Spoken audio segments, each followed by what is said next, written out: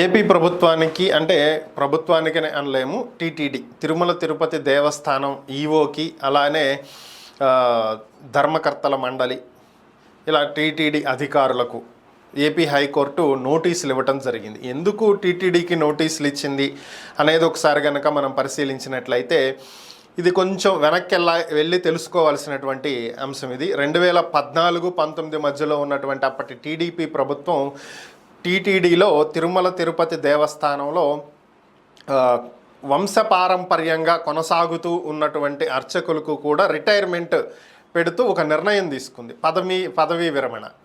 So వాళ్ళు వంశపారంపర్యంగా అలా కొనసాగుతూనే ఉండేవాళ్ళు, అలా కాకుండా వాళ్ళకి బ్రేక్ అనమాట.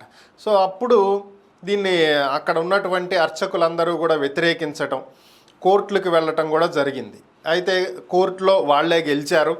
సో వారికే అనుకూలంగా తీర్పు వచ్చింది, అర్చకులకే అనుకూలంగా.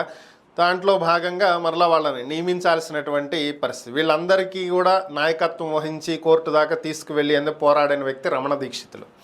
సో ఆయనకి కూడా పోస్టింగ్ ఇవ్వాల్సి వచ్చినటువంటి నేపథ్యంలో టీటీడీ ఆయన వయోభారం ఎక్కువైనటువంటి నేపథ్యంలో స్వామివారి కైంకర్యాలలో ఆయన యాక్టివ్ పార్టిసిపేషన్ ఉండకపోవచ్చు అనేటువంటి ఉద్దేశంతో ఆయన పక్కన పెట్టేశారు.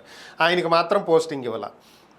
సో ఆ తర్వాత ప్రభుత్వం మారింది. 2019లో కొత్తగా ప్రభుత్వం వచ్చిన తర్వాత ఆయన తీసుకొచ్చి టీటీడీలో స్వామివారికి ప్రధాన అర్చకుడి పదవిని అప్పటి వైఎస్ఆర్ కాంగ్రెస్ పార్టీ ఆయన అక్కడ కూర్చోబెట్టింది. సో ప్రధాన అర్చకుడిగా కొనసాగుతూనే ఆయన టీటీడీ పాలక మండలి మీద, ఈఓ మీద, జేఈఓ మీద, అలాగే ప్రభుత్వం మీద, వైఎస్ఆర్ కాంగ్రెస్ పార్టీ ప్రభుత్వం మీద అనేకమైనటువంటి విమర్శలు చేసినటువంటి నేపథ్యంలో మళ్ళీ ఆయన్ని పక్కన పెట్టారు. ఈ ఏడాది మార్చిలో ఆయనకి ముందుగా నోటీసులు ఇచ్చారు.